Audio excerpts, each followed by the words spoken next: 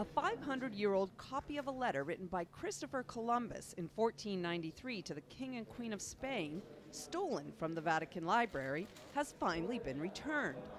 The letter was found in the United States, and U.S. Ambassador to the Holy See, Callista Gingrich, brought it back to its rightful owners following a 7-year investigation.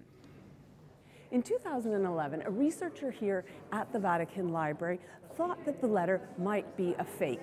He tipped off the U.S. Department of Homeland Security, who told the Vatican, and that opened up an investigation, which led to a man in Atlanta who had bought the manuscript in 2004 from an art dealer in New York and paid $875,000. And his widow, once contacted by the U.S. Department of Homeland Security, agreed to return the letter to the Vatican.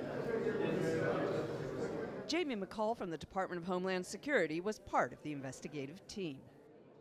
We identified for her that there had been a forgery in the Vatican Library and that she was possibly in possession of the original, and we had experts look at the two documents together, and once we determined that she was in fact in possession of it, we negotiated the return of the document.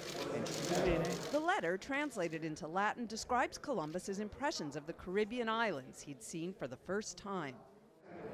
The investigation is ongoing, and the Department of Homeland Security can't comment on who might have done this.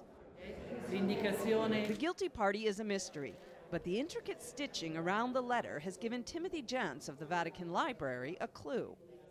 It was probably done by a binder or somebody.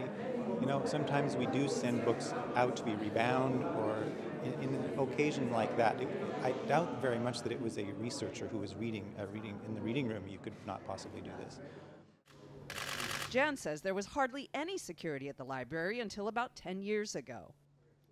I'm fairly confident that something like this couldn't happen today. Whoever was responsible for the theft didn't have the last word. A piece of history has been restored to the world.